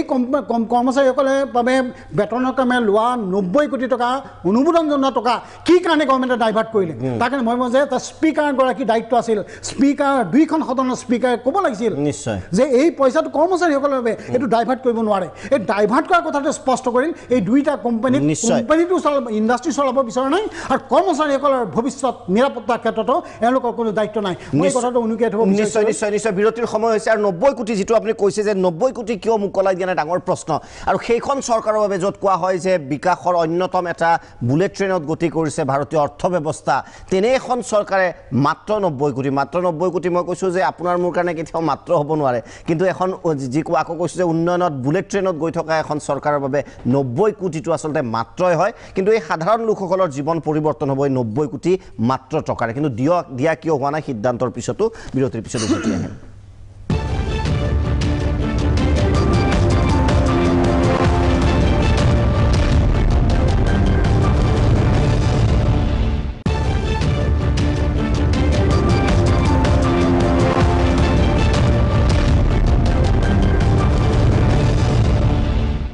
উভতি আহিছোঁ বিৰতিৰ পিছত দ্য বাৰ্নিং টপিকলৈ এই মুহূৰ্তত তাৎক্ষণিক প্ৰতিক্ৰিয়া প্ৰকাশ কৰিছে গোটেই বিষয় সন্দৰ্ভত মুখ্যমন্ত্ৰী সৰ্বানন্দ সোণোৱালে আৰু মুখ্যমন্ত্ৰীৰ প্ৰতিক্ৰিয়া আমি প্ৰাগ নিউজৰ দৰ্শকক দেখুৱাব বিচাৰিছোঁ সমগ্ৰ ঘটনা প্ৰবাহ সন্দৰ্ভত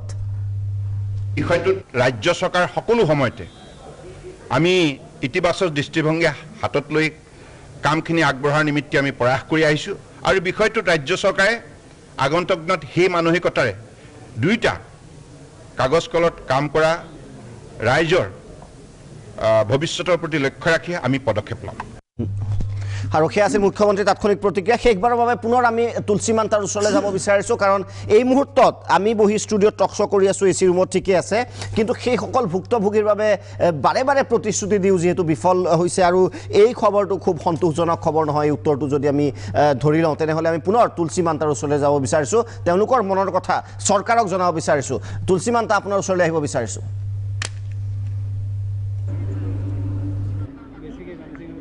হয় দীপক এতিয়া যি দীৰ্ঘদিন ধৰি তেওঁলোকৰ নগাঁও কাগজ কলৰ যি কৰ্মচাৰীসকলক যি বঞ্চনা কৰি আহিছে কেন্দ্ৰীয় বা ৰাজ্য চৰকাৰে এতিয়া এটাই প্ৰশ্ন উত্থাপন হৈছে যে কোনে শুনিব এতিয়া নগাঁও কাগজ কলৰ ক্ৰদন আমি ইয়াৰে আন এগৰাকী কৰ্মচাৰী মহিলা কৰ্মচাৰী আছে তেখেতৰ পৰা আমি জানিব বিচাৰিম তেখেতসকলৰ পৰিয়াল কেনেদৰে চলিছে বা ইমান দিন যে 28 মাহে যি দৰমহা নাই আৰু কলটো পুনৰুজ্জীৱিত কৰাৰ ক্ষেত্ৰত আপুনি কি ক'ব চৰকাৰক প্ৰথমেতো মই সোণোৱাল ডাঙৰীয়াক হাত জোৰ কৰি ক'ম যে তেখেতে আমাক সোনকালে দৰমহাটো দিয়ে যেন দৰমহাটো দিলে বহুত মানুহ অলপ সকাহ পাব বেমাৰ আজাৰ বহুত মানুহৰ আছে তেখেতসকলে বহুত কষ্ট পাই আছে ল'ৰা ছোৱালী চব কষ্ট পাই আছে এহেঁতৰ পঢ়াত মন নবহে খাবলৈ ভাল নাপায় এতিয়া মানে কি ক'ম আৰু মই সেইখিনিয়ে ক'ব বিচাৰোঁ যে সোনকালে আমাক দৰমহাটো দিয়ে আৰু দুইটা মিল সোনকালে চলাই যেন হয় নিশ্চয়কৈ ক'ব লাগিব এতিয়া যি নগাঁও কাগজ কল কৰ্মচাৰী আছে এই নগাঁও কাগজ কল মানে কৰ্মচাৰীয়ে কেন্দ্ৰীয় আৰু ৰাজ্য চৰকাৰলৈ এটাই আহ্বান যে এই নগাঁও যি কাগজ কল আছে এই কাগজ কল শীঘ্ৰে পুনৰুজ্জীৱিত কৰক আৰু লগতে ইয়াৰ যি তেওঁলোকৰ অনাদায় দৰমহা আছে এই দৰমহা তেওঁলোকক আদায় দিয়ক এই তেওঁলোকৰ যি দাবী আমি আন এগৰাকী আমাৰ কৰ্মচাৰী আছে আমি তেখেতৰ ওচৰলৈ যাব বিচাৰিম দাদা আপোনালোকৰ পৰিবাৰ ধৰক আপোনাৰ পৰিয়াল কেনেদৰে চলিছে যে ইমান মাহে দৰমহা নাই অতি বেয়া অৱস্থাত আমাৰ কাগজনগৰ মানে কলনীৰ আৱাসিক যিখিনি এলেকাত থাকে সেইখিনি অতি দুখেৰে চলি আছে এতিয়া ভিতৰুৱা এতিয়া মানে ক'বলৈ অতি লাজৰ বিষয় হৈছে কিন্তু নকৈ মানে নোৱাৰোঁ ভিতৰুৱা যিখিনি আমাৰ সাঁচতি আছিলে সেইখিনি অলৰেডি শেষ হৈ গ'ল মানুহ তাৰ মানে যিখিনি অলপ দুইজনে অলপ যিখিনি মানে হেৰি কৰি ৰাখিছিলে PFৰ হেৰিয়াৰ ফিক্সড ডিপজিট হ'ল সেইখিনি কমপ্লিট মই কেইবাজন মানুহক দেখিছোঁ মই নিজে কৈছে LIC চাৰেণ্ডাৰ কৰিছে অকালতে মানে মিচৰ নোহোৱাকৈ আগতে LIC কমপ্লিট খাৰিজ কৰিছে তাৰপিছত ভিতৰকে আৰু কেইজনমান মানে আমাৰ সতীৰ্থৰ পৰা গম পাইছোঁ ভিতৰুৱাখিনি হেৰি কৰিছে অতি দুখ মোক এদিন মানে কৈছে যে এনেকৈ অৱস্থা মোৰ এতিয়া এনে কৰিব লগা হৈছে কি কৰিব উপায় নাই গতিকে কৰজোৰে বিনতি কৰিছোঁ ধন্যবাদ জ্ঞাপন কৰিছোঁ তুলসী মান্তা মই তুলাৰাম গগৈ ডাঙৰ আপোনাৰ ওচৰত আহিব বিচাৰিছোঁ 90 কোটিৰ যিটো প্ৰতিশ্ৰুতি আছিল সেইটোও পূৰণ নহ'ল জনতাৰ অৱস্থা উন্নয়ন নহ'ল গতিকে কিমান প্ৰেছাৰাইজ কৰিব বুলি ভাবিব পাৰিব অসমৰ ৰাইজে কিমান আশ্বস্ত কৰিব অসম গণ পৰিষদে নহয় ইয়াৰ আশ্বস্ত আচলতে চাওক অসম গণ পৰিষদ দলে মই আগতে কৈছোঁ আমি মিত্ৰগোষ্ঠী আমি এটা অংশীদাৰ দল হয় আৰু এই যিটো 90 কোটি টকা কথা এইটো কৰ্মচাৰীসকলক দিয়াৰ কাৰণে ইতিমধ্যে ভাৰত চৰকাৰ দুইখন সদনত গৃহীত হৈছিল ধাৰ্য কৰা হৈছিল আৰু মই ভাবোঁ এই কথাটো আমি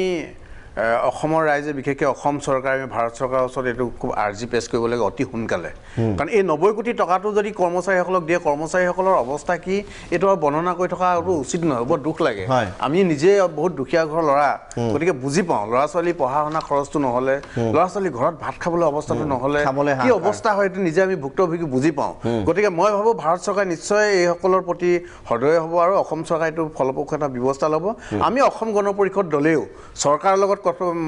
কথা বতৰা পাতি আমি যিহেতু চৰকাৰ এটা অংশ গতিকে এই 90 কোটি টকাটো কমচে কম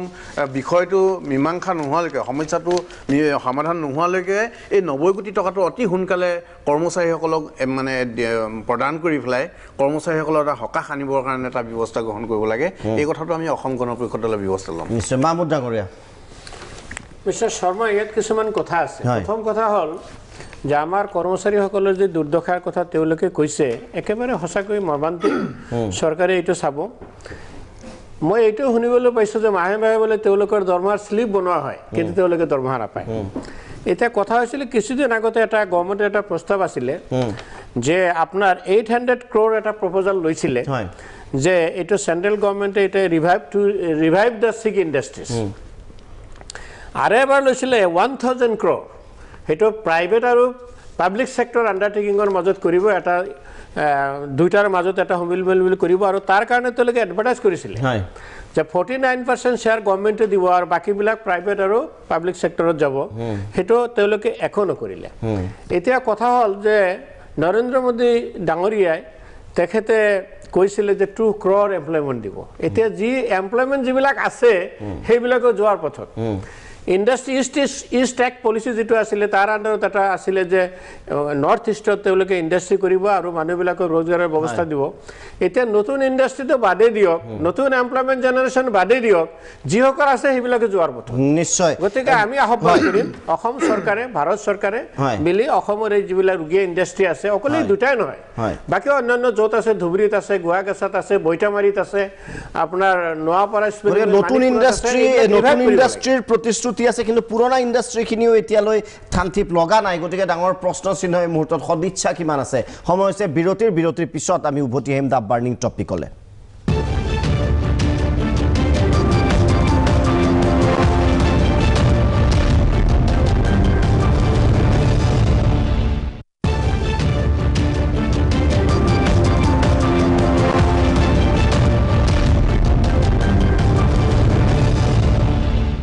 কাছাৰ কাগজ কলৰ কৰ্মচাৰীসকলে কি প্ৰতিক্ৰিয়া প্ৰকাশ কৰিছিল সেয়া দেখুৱাব বিচাৰিছোঁ আকৌ উভতি আহিম দ্য বাৰ্নিং টপিকলৈ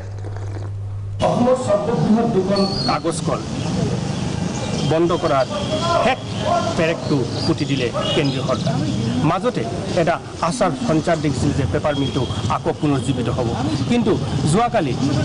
ৰাজ্যসভাৰ সাংসদ ৰিপুণ বৰাৰ এটা প্ৰশ্নৰ জবাবত কেন্দ্ৰীয় হেভি ইণ্ডাষ্ট্ৰি মিনিষ্ট্ৰীয়ে জনাই দিলে যে পেপাৰ মিলটো আৰু পুনৰুজ্জীৱিত নহয় অৰ্থাৎ যি সঞ্চাৰ দেখিছিলে যে আশা দেখিছিলে পেপাৰ মিলৰ কৰ্মচাৰীসকলে যে পেপাৰ মিলটো আৰু জীয়াই উঠিব কিন্তু সেই জীয়াই সম্ভাৱনাটো প্ৰায় বাতিল হৈ আছে মোৰ লগত এতিয়া আছে কাছাৰ পেপাৰ মিলৰ যে পৰিয়ালৰ যিবিলাক সদস্য আছে তেখেতক লৈ যে ইমান দিন ধৰি যে আন্দোলন সংগঠিত কৰি আহিছিলে কমল চক্ৰৱৰ্তী তেওঁ মোৰ লগত আছে 5 গ্ৰাম পেপাৰ মিল বাচাও কমিটি যৌথ মঞ্চ এটা গঠন কৰা হৈছে তেওঁলোকে বহু দিনৰ পৰা আন্দোলন কৰি আছে এজন কনভেনাৰ আছে মই দুজনৰ লগত কথা পাতিম যে সিহঁতে কি ভাবি আছে প্ৰথমতে আপোনাক মই সুধি আছোঁ যে পেপাৰ মিলৰ মাজত আমালোকে NCLT যিটো অৰ্ডাৰৰ ভিত্তিত আমালোকে দেখিছিলোঁ যে পেপাৰ মিলটো আকৌ চালু হ'ব পাৰে কিন্তু যোৱাকালি ৰিপুণ বৰাৰ যে প্ৰশ্নটো আছিলে সেই প্ৰশ্নৰ উত্তৰ দেখা গৈছে যে পেপাৰ মিল এতিয়া আৰু চালু হোৱাৰ কোনো সম্ভাৱনা নাই আপুনি এই সন্দৰ্ভত ইমান দিন ধৰি পৰিয়াল লৈ আন্দোলন কৰি আছে পেপাৰ মিলৰ কৰ্মচাৰী পৰিয়ালে আপোনাৰ কি প্ৰতিক্ৰিয়া আছে এইটো একচুৱেলি কি আছে সেইটো একচুৱেলি চেণ্ট্ৰেল গভৰ্ণমেণ্টৰ গেম প্লেন সেইটো আগতেই ঠিক কৰি আছিল আৰু এই NCLT যিটো আছে বা ডিজিটেল প্ৰচেছ আছে সেইটো আপোনাৰ গভৰ্ণমেণ্টৰ গেম প্লেন আগতেই কৰি আছে কাৰণ যেতিয়া আমাৰ প্ৰডাকশ্যনটা হৈছিল 400% 50 টন প্ৰডাকশ্যন তাৰপিছতেই কি হৈছে আপোনাৰ মিলটো বন্ধ কৰি দিয়ে মিলটো নিশ্চয় এয়া আপোনালোকে মন্তব্য চালে যে সম্পূৰ্ণৰূপে এটা ষড়যন্ত্ৰৰ এটা বলি কৰা হৈছে বুলি উল্লেখ কৰিছে অদীপ ফুকন ডাঙৰীয়া মই পুনৰ আপোনাৰ ওচৰলৈ বিচাৰিছোঁ এটা প্ৰশ্ন অসমৰ ৰাইজে ধৰক এই মুহূৰ্তত কৰি ভাবিছে মই আপোনাক সেইটো কৰিব বিচাৰিছোঁ যদি চৰকাৰখনে বিচাৰে যিটো দেখুওৱা হৈছে 10জন সাংসদৰ তৎপৰতা মুখ্যমন্ত্ৰীৰ আশ্বাস ঠিক আছে গোটেইখিনি মানি ল'লোঁ গোটেই কাগজ কলটো পুনৰুজ্জীৱিত কৰি চৰকাৰী খণ্ডত চলোৱাটো অসম্ভৱ নেকি আপোনাৰ মতে নে কিবা ৰাস্তা আছে যিটো তেওঁলোকে বিচাৰি উলিয়াব বিচৰা নাই নে একেবাৰে অসম্ভৱ সেই সম্পৰ্কে মই আপোনাৰ মন্তব্য কাৰণ বাৰে বাৰে কৈছে এখন চৰকাৰে যদি বিচাৰে এটা ইণ্ডাষ্ট্ৰি কিয় ৰিভাইভ কৰিব নোৱাৰে পুনৰুজ্জীৱিত কৰিব নোৱাৰে এইটো ইম্পচিবল নেকি চৰকাৰৰ বাবে অদীপ ফুকন ডাঙৰীয়া মই ভাবোঁ যে গোটেই বিষয়টো যদি চোৱা যায় অসম্ভৱ কথা নহয় বহু ক্ষেত্ৰত আমি যদি চাওঁ 2017-18ত কাগজ কলত অসমত ভাৰতবৰ্ষত প্ৰয়োজন হৈছিলে 20.37 নিযুত টন এতিয়া প্ৰয়োজন হৈছে 25 নিযুত টন ভাৰতবৰ্ষত 6টা ইণ্ডাষ্ট্ৰি আছে তাৰ 8টা ডাঙৰ ইণ্ডাষ্ট্ৰি তাৰে 2টা পেপাৰ ইণ্ডাষ্ট্ৰি অসমত গতিকে এই যে ভাৰতবৰ্ষৰ পেপাৰ ইণ্ডাষ্ট্ৰিটোৰ কাৰণে পেপাৰৰ প্ৰয়োজন 600 ইণ্ডাষ্ট্ৰি আছে যদিও 8টা বৃহৎ ইণ্ডাষ্ট্ৰি 2টা অসমত সেই 2টা ব্যক্তিগত নকৰি প্ৰায় ৰাজহুৱা খণ্ডত চলাবৰ কাৰণে অসুবিধা নহয় এটা কথা চাব যে পৃথিৱীৰ ভিতৰত এই 2টা কাগজ কলহে 100% বাঁহৰ দ্বাৰা কাপ পাল্প প্ৰস্তুত কৰে এই 2টা ইণ্ডাষ্ট্ৰিৰ লগত অকল 1200 বা 1300 কৰ্মচাৰী নহয় 2 লাখ মানুহ জড়িত বাঁহ উৎপাদন ব্যৱসায় 2 লাখ মানুহ জড়িত এই 2টা কোম্পানী কতো নাই এই 2টা ইণ্ডাষ্ট্ৰি য'ত 2খন টাউনশ্বিপ জড়িত জাগিৰোড পেপাৰ মিল অকল পেপাৰ মিল নহয় এই জাগিৰোড গোটেই টাউনখন পেপাৰ মিল আৰু 5 গ্ৰাম টাউনখন পেপাৰ মিল গতিকে এই গোটেই ক্ষেত্ৰত সাংঘাতিক এমাউণ্ট নহয় 1995 কোটি টকা হ'লে গোটেই 2টা ইণ্ডাষ্ট্ৰি চলাব পাৰে 1995 কোটি টকা একো ডাঙৰ বিষয় নহয় ভাৰত চৰকাৰখনে চলাবৰ কাৰণে কাৰণ ইতিমধ্যে কেৰালাৰ পৰা আদি কৰি বিভিন্ন ইণ্ডাষ্ট্ৰি ইতিমধ্যে নতুনকৈ চলাই দিয়া হৈছে ৰাজহুৱা খণ্ডত গতিকে এই গোটেই বিষয়বিলাক লক্ষ্য ৰাখি মই ভাবোঁ যে অসম চৰকাৰে যিহেতু অসমত এটা এক্সট্ৰিম ইয়াত কোনো ইণ্ডাষ্ট্ৰি নহয় ইয়াত ডাঙৰ ইণ্ডাষ্ট্ৰি নুমলীগড় সুন্দৰনগৰ অহাৰ বাহিৰে কোনো ডাঙৰ ইণ্ডাষ্ট্ৰি নাহিল বিভিন্ন কাৰণত আন্তঃগাঁথনিৰ কাৰণে ডাঙৰ ইণ্ডাষ্ট্ৰি নাহে বৰ্ডাৰ এৰিয়াৰ কাৰণে ডাঙৰ ইণ্ডাষ্ট্ৰি নাহে গতিকে এই 2টাই ডাঙৰ ইণ্ডাষ্ট্ৰি তাকো মৃত্যুৰ গড়ালে ঠেলি দিয়াটো উচিত হ'ব নেকি এই কথাটো যে প্ৰাক বছীমি এটা PPP স্কিমত খুলিলে আজি বন্ধ গতিকে PPP স্কিমত প্ৰাইভেটত বা অসমত কোনো ইণ্ডাষ্ট্ৰি নচলে এই ইণ্ডাষ্ট্ৰি এক্সপ্লইট কৰিবৰ কাৰণে ক'ব ইয়াত এক্সপ্লইট কৰিব ইয়াত ইণ্ডাষ্ট্ৰি ল'ব কাৰণ জাগিৰোডৰ বিশাল মাটিখিনি তেওঁলোকে ল'ব 5 গ্ৰামৰ বিশাল মাটিখিনি ল'ব আৰু মাটিখিনি লৈ পেলাই তেওঁলোকে ব্যৱহাৰ কৰিব গতিকে এই ব্যক্তিগত কাৰণ এক ভয়ংকৰ বিষয় হ'ব PPP স্কিমতে হওক ব্যক্তিগত কাৰণে ভয়ংকৰ বিষয় চৰকাৰে দায়িত্ব লওক ৰাজহুৱা খণ্ডত কৰক আৰু চৰকাৰে চকু দিয়ক ৰাজহুৱা খণ্ডৰ ইণ্ডাষ্ট্ৰিবিলাক হয় আজি কৰ্মচাৰীসকলে যে দুৰ্নীতি হয় চৰকাৰ নাচাই কিয় তাত বৰ্ডত চৰকাৰ মানুহ থাকিব লাগে বৰ্ডত চিফ ছেক্ৰেটাৰী ৰেংকৰ মানুহৰ দায়িত্ব থাকিব লাগে অসমৰ কোনো চিফ ছেক্ৰেটাৰী বা চিফ ছেক্ৰেটাৰীক আগৰ বা দেখি আহিছোঁ কোনো ৰাজহুৱা খণ্ডৰ ইণ্ডাষ্ট্ৰিকেইটাত কোনো বৰ্ডত তেওঁলোক উপস্থিত নহয় বা চৰকাৰখনে তদাৰক নকৰে মই ভাবোঁ এই কথাটো সৰ্বানন্দ সোণোৱালে অনুৰোধ কৰিছোঁ আপোনালোকৰ জৰিয়তে 2টা ইণ্ডাষ্ট্ৰি আমাৰ নাই ইণ্ডাষ্ট্ৰি নহয় অসমত 2টা বৃহৎ ইণ্ডাষ্ট্ৰি মাত্ৰ 1995 কোটি টকা এই টকাখিনি লৈ পেলাই তেওঁলোকে ৰাজহুৱা খণ্ডতে 2টা ইণ্ডাষ্ট্ৰি ডাঙৰ কৰক আৰু সমগ্ৰ অসমৰ শিল্পায়নৰ ক্ষেত্ৰখনত এটা নতুনকৈ শক্তিশালী খোজ দিয়ক সোণোৱালৰ নেতৃত্বত নিশ্চয় ইয়াৰ বাবে অকণমান প্ৰচেষ্টাৰ প্ৰয়োজন হ'ব মই বিৰতিৰ সময় হৈছে তাৰপিছত মমিন ডাঙৰীয়াৰ ওচৰলৈ আহিম সময় হৈছে বাণিজ্যিক বিৰতিৰ পিছত আমি উভতি আহিম এই প্ৰসংগলৈ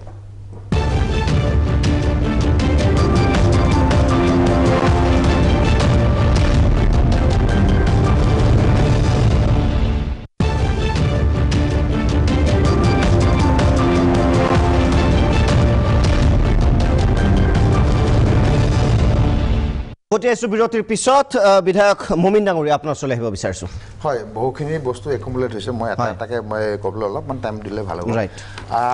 অদীপ ফুকন ডাঙৰীয়া এটা ভাল কথা কৈছিলে যে পাৰ্লিয়ামেণ্টত বোথ দ্য হাউচ 90 কোটি টকাৰ বাজেট এটা দিছিলে বুলি কৈছিল দৰমহাৰ কাৰণে হয় কিন্তু কথা হৈছে বাজেটটো দিয়াৰ লগে লগে এমাহৰ ভিতৰতে পইচা আহি যোৱা ছিষ্টেমটো মষ্ট প্ৰবলি আমাৰ সংসদীয় ছিষ্টেমত নাই কাৰণ এই ছিষ্টেমৰ মতে আহি প্ৰচেছ কিছুমান আছে পাৰ কৰি পেলাই আহিব তেতিয়াহে পইচাবিলাক আহে ইন দ্য মিন টাইম তাৰ পিছতে ছাবচিকুৱেণ্টলি 2-3 মাহৰ পিছত এই NCLATৰ কেছ আহিলে মচুৰলি আইনী মেয়াৰ পেছত গৈ পেলাই সেইবিলাক এটা আইনী প্ৰক্ৰিয়াত সোমাই যোৱাৰ কাৰণে অসুবিধা হ'ল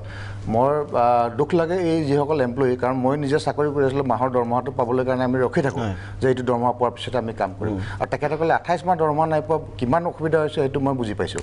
আৰু আন্তৰিকতা আমাৰ আছে আমি ডেফিনেটলি যিসকলে কৈছে আত্মসন্মান কৰিব মই অনুৰোধ জনাইছোঁ তেখেতসকলক যে আত্মসন্মানৰ কথা চিন্তা কৰিব নালাগে চৰকাৰে ডেফিনেটলি ভাল কথা আমি চিন্তা কৰি আহিছোঁ আৰু আমি কাম কৰি যাম আৰু এটা কথা বাঁহৰ কাৰণে অকল পেপাৰ বুলিয়েই নহয় অসমৰ কাৰণে ভাল খবৰ আহি আছে ইথানল ফেক্টৰী হ'ব যিসকল কৃষক বাঁহৰ খেতিৰ লগত জড়িত আছে তেখেতসকলৰ কাৰণে ভাল খবৰ আহিছে ভেৰি চুন 48 মান্থছৰ ভিতৰতে আমি এইটো প্ৰজেক্টটো কমপ্লিট কৰিম আৰু এটা কথা হৈছে কি আমাৰ ইণ্ডাষ্ট্ৰি নাহিল বুলি কৈছে হয় 4 বছৰৰ সময় আমাৰ ইণ্ডাষ্ট্ৰি নাহিল হয় 4 বছৰ ইণ্ডাষ্ট্ৰি নাহিল বুলি কৈছে কেনেকৈ আহিব আমাৰ ইণ্ডাষ্ট্ৰি পলিচি নাই ইণ্ডাষ্ট্ৰি পলিচি নোহোৱাৰ কাৰণে অসমত ইনভেষ্টৰ আহিব নোখোজে, ইণ্ডাষ্ট্ৰি বনাব নোখোজে। কিন্তু আমি এতিয়া ইণ্ডাষ্ট্ৰি পলিচি এইবাৰ অসমে কৰিছে যে ইণ্ডাষ্ট্ৰি পলিচি কৰি পেলাই ইনভেষ্টৰবিলাক আহিব ইণ্ডাষ্ট্ৰি বঢ়াবলৈ কাৰণে। এডভান্টেজ আছামো আমি পাতিলোঁ অসমত, আৰু বহু বহিৰাষ্ট্ৰৰ দেশো আহি পেলাই ইয়াতে পাৰ্টিচিপেট কৰিলে, আৰু ভাৰতবৰ্ষৰো বহুত ৰাজ্যে ইয়াতে পাৰ্টিচিপেট কৰিলে। এইটো ভাল প্ৰচেছত আমি এটা আগবাঢ়ি গৈ আছোঁ, আৰু ইণ্ডাষ্ট্ৰিও আমাৰ ইয়াত আহিব। আৰু এই যিটো বাট বন্ধ আছিলে ইণ্ডাষ্ট্ৰি পলিচি নোহোৱাৰ কাৰণে, এতিয়া আমি বহুত ৰিলেক্সেশ্যন দিছোঁ, 100% GST মুকলি কৰাৰ কাৰণে। আৰু যিটো কাগজ কলৰ এইটো আইডাৰ গভৰ্ণমেণ্ট নহ'লে প্ৰাইভেট ছেক্টৰত হ'লেও আমি এই দুটা কাগজ কল ডেফিনেটলি 100% ৰিভাইভ কৰিম। আৰু ইয়াৰ কাৰণে মাননীয় মুখ্যমন্ত্ৰী ডাঙৰীয়া সদায় অহৰহ কাম কৰি আছে। 3 দিন আগতেও প্ৰাইম মিনিষ্টাৰ নৰেন্দ্ৰ মোদী ডাঙৰীয়াক লগ ধৰিছে, হেভি ইণ্ডাষ্ট্ৰি মিনিষ্টাৰক লগ ধৰিছে। আমাৰ 9 গৰাকী সাংসদ দিনে নিশাই তেখেতসকলে এইটো চিন্তা কৰি আছে, আৰু তেখেতসকলৰ দায়িত্ব পালন কৰিছে। মই ভাবোঁ এইবাৰ আমি খুব এগ্ৰেছিভলি লাগিছোঁ এই ইণ্ডাষ্ট্ৰিকেইটা ৰিভাইভ কৰাৰ কাৰণে, আৰু অসমত এই ইণ্ডাষ্ট্ৰিকেইটা আমি ৰিভাইভ কৰিবলৈ সক্ষম হ'ম। আমাৰ মামুন ডাঙৰীয়াই যিকেইটা গন্তি কৰি দিলে, এই গোটেইকেইটা ইণ্ডাষ্ট্ৰি কংগ্ৰেছৰ দিনতে হৈছিলে, আৰু আছাম টি কৰ্পৰেশ্যনৰ নিচিনা এটাও কংগ্ৰেছৰ দিনত এইবিলাক যেনেকৈ ডুবাই থৈ গ'ল, এই ইণ্ডাষ্ট্ৰিবিলাকো সেই কংগ্ৰেছৰ সেই পাপৰে আপোনালোকে যাতে নুডুবাই কাম কৰিছোঁ। ৰাইজৰ যিটো আশীৰ্বাদ পাইছোঁ, আশীৰ্বাদত আমি তেখেতসকলক কেতিয়াও নিৰাশা নকৰোঁ, আশাৰে পৰিপূৰ্ণ এটা ফিউচাৰ তেখেতসকলে। নিশ্চয় মমিন ডাঙৰীয়াই খুব সুন্দৰকৈ কথা কয় এনেও, আৰু খুব সুন্দৰভাৱে ৰাইজক আশা দি গ'ল। কিন্তু প্ৰশ্নটো হ'ল যে এই আশাবোৰ বাস্তৱায়িত কেতিয়া হ'ব, অসমৰ ৰাইজে তাকেই চাব। আৰু কোৱাতটো মই কৈছোঁ যে খুব ধুনীয়াকৈ ক'লে। শেষত এটা কথা মই কৈছোঁ যে মই অৰ্থনীতিবিদ নহয়, আপোনাৰ নিচিনা ময়ো সাধাৰণ মানুহ যিয়ে হয়তো এই টিভি চাই আছে, যে অসম্ভৱটো ক'ত। এতিয়া যদি সহজ ইকনমিক্সটো ধৰোঁ, যে যিখিনি পইচা প্ৰয়োজন, মই আকৌ কৈছোঁ ডাঙৰ এখন চৰকাৰৰ বাবে, ইমান ধনী চৰকাৰৰ বাবে যদি 2000 কোটি টকা তাত দি যদি 2 লাখ লোকৰ উপকাৰ হয়, তেনেহ'লে মই ভাবোঁ তেওঁলোকে কালিয়ে দি দিয়া আপত্তিটো ক'ত। আৰু আজিৰ পৰা যাতে লোকচান নহয়, কাৰণ মোদী চৰকাৰ জিৰ' টলাৰেঞ্চ বুলি কোৱা হয় কৰাপশ্যনৰ ক্ষেত্ৰত। গতিকে সদিচ্ছা থাকিলে যদি কালিৰ পৰা লোকচান নহয়, এনেকৈ তেওঁলোকে ভালকৈ মনিটৰ কৰক। এইটো সহজ এটা উপায়, কিন্তু ইয়াৰ বাবে সদিচ্ছাৰ প্ৰয়োজন। কিমান সদিচ্ছা আছে আপোনালোকে বুজিব। শেষতে এই উত্তৰটো আপোনালোকৰ হাতত এৰি দি মই দীপক শৰ্মাই দ্য বাৰ্ণিং টপিকৰ পৰা বিদায় লৈছোঁ। ধন্যবাদ।